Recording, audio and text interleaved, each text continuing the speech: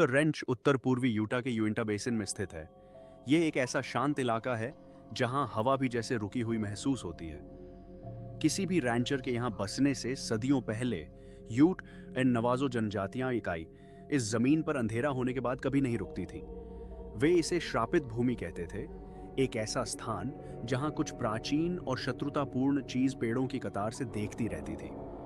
स्किनवॉकर नाम नवाजो लोक कथाओं से आया है, जो ऐसी जादूगरनियों का वर्णन करती हैं जो जानवरों में परिवर्तित होकर जीवितों का पीछा कर सकती और उन्हें सता सकती थी। ड्रोन और इंफ्रारेड कैमरों के आने से बहुत पहले ही इस भूमि के सबसे निकट रहने वाले लोग जानते थे कि दूर रहना ही बेहतर है। रेंच का आधुनिक इतिहास 1990 के दशक में शुरू होता है, जब टेरी शर्मन और उनके परिवार ने यह 500 एकड़ की संपत्ति खरीदी, इसकी प्रतिष्ठा से बिल्कुल अनजान। कुछ ही महीनों में वे ऐसे तरीकों से अपने मवेशी खोने लगे जिनकी कोई व्याख्या नहीं थी। जानवर ऐसी हालत में मिलते जहां उनके अंग बड़ी सफाई से निकाले गए होते, बिल्कुल गोलाकार कट, बिना किसी खून के। आसपास कीचड़ में कोई पैरों के निशान नहीं और किसी शिकारी जानवर की कोई गतिविधि नहीं। जो पशु चिकित्सक इन शवों की जांच करते हुए बताते कि कट ऐसे थे मानो किसी औजार से किए गए हों, जो काटते ही मांस को तुरंत सील कर देता हो। फिर आईन रोशनियां। टेरी और उनके परिवार ने रात में खेतों के ऊपर विशाल चमकते हुए गोले मंडराते देखने की बात कही।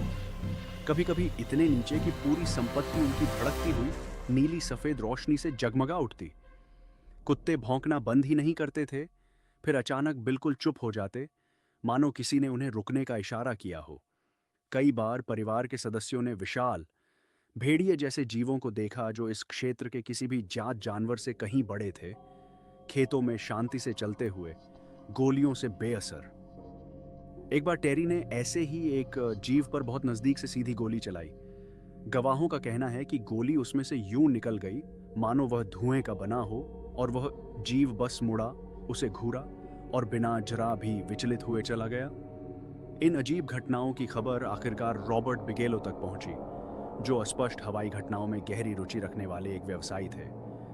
1996 में उन्होंने पूरी रेंज खरीद ली और national institute for discovery science (NIDS) के तहत वैज्ञानिकों की एक टीम को यहाँ अध्ययन के लिए भेजा।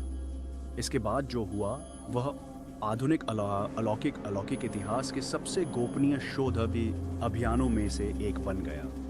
जांचकर्ताओं ने संपत्ति पर मोशन सेंसर, नाइट विजन कैमरे और मैग्नेटोमीटर लगाए, इस उम्मीद में कि वहां जो कुछ हो रहा है उसका ठोस प्रमाण मिल सके।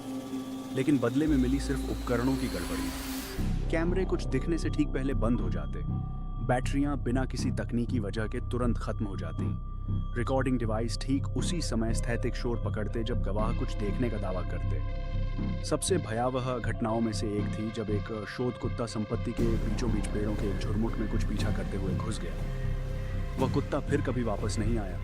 कोई शव नहीं मिला, खून का कोई निशान नहीं, संघर्ष का कोई संकेत नहीं, कुछ भी नहीं। वह ऐसे गायब हो गया मानो पेड़ों की वह कतार उसे निगल गई हो। जांचकर्ताओं ने एक और घटना दर्ज की जिसे वे पोर्टल फिनोमिना कहने लगे। संपत्ति पर एक विशेष स्थान जहां गवाहों ने अचानक तापमान गिरने, भटकाव और समय के गायब हो जाने की बात कही। कुछ लोग जो उस खेत के हिस्से में चले गए, उन्होंने हवा में खुलती हुई एक सुरंग जैसी नीली रोशनी देखने की बात कही, जो पास जाने की कोशिश करते ही गायब हो जाती। कई टीम सदस्यों ने वहां से तुरंत निकल जाने की तीव्र इच्छा महसूस की, एक मूल भावना कि कोई उन्हें देख रहा है और नहीं चाहता कि वे वहां रहें। यह डर कल्पना से पैदा नहीं हुआ था। यह वही सहज भावना थी जो कभी प्राचीन जनजातियों को इस जमीन पर कभी न सोने की चेतावनी देती थी। मवेशियों के क्षत विक्षत होने की घटनाएं पूरे शोधकाल में जारी रहीं, हमेशा एक ही तरीके से। आंखें, जीभ और प्रजनन अंग बड़ी सफाई से निकाले हुए, घाव इतने गंभीर होने के बावजूद घटनास्थल पर खून न होना और किसी शिकारी या इंसानी हस्तक्षेप का कोई भौतिक प्रमाण न होना। कुछ शव इस तरह रखे मिले जैसे जानबूझकर रखे गए हों, मानो जो भी इसके पीछे था वह चाहता था कि यह खोजा जाए। 2016 में रेंच फिर से बिकी, इस बार ब्रैंडन फ्यूगल को, जिन्होंने एक टेलीविजन टीम को चल रही जांच को दस्तावेज करने की अनुमति दी। आधुनिक उपकरणों ने नई असामान्य घटनाएं दर्ज की, ऐसी चुंबकीय क्षेत्र की तीव्र वृद्धि जो इलेक्ट्रॉनिक्स को अक्षम कर सकती थी। जमीन के नीचे सुरंगों से निकली अजीब धातु की वस्तुएं जो इस क्षेत्र में किसी भी जात मानव निर्माण से पुरानी थी, और रात के आकाश में पूरी खामोशी से गुजरते विशाल पंखों वाले आकारों के बार बार दिखने की घटनाएं। ग्राउंड पेनिट्रेटिंग रडार ने संपत्ति के नीचे खोखली जगहें और सुरंग तंत्र दिखाए जो किसी भी प्राकृतिक भूवैज्ञानिक व्याख्या को नकारते थे, कुछ सैकड़ों फीट तक फैली हुई बिना किसी स्पष्ट प्रवेश द्वार या उद्देश्य के। दशकों के शोध, सैन्य दिलचस्पी और लाखों डॉलर के वैज्ञानिक उपकरणों के बावजूद आज तक कोई भी ये ठोस जवाब नहीं दे पाया कि स्किन वॉकर रेंच में आखिर हो क्या रहा है। सिद्धांत अंतरआयामी पोर्टलों और अलौकिक निगरानी चौकियों से लेकर इस भूमि के अंधकारमय इतिहास से जुड़ी अवशिष्ट अलौकिक ऊर्जा तक फैले हुए हैं। मूल निवासी बुजुर्गों का मानना है कि यह भूमि कभी किसी के स्वामित्व या अध्ययन के लिए नहीं बनी थी, कि यह दुनियाओं के बीच की एक सीमा है और जो इसे छेड़ता है वह किसी पुरानी और धैर्यवान चीज का ध्यान अपनी ओर खींच लेता है।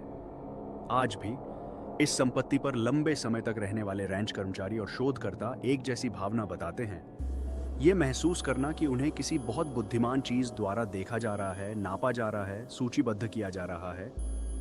आगंतुक एक विशेष प्रकार की खामोशी का वर्णन करते हैं जो कुछ होने से ठीक पहले इस भूमि पर छा जाती है, इतनी पूर्ण चुप्पी कि कीड़े मकोड़े तक शोर करना बंद कर देते हैं।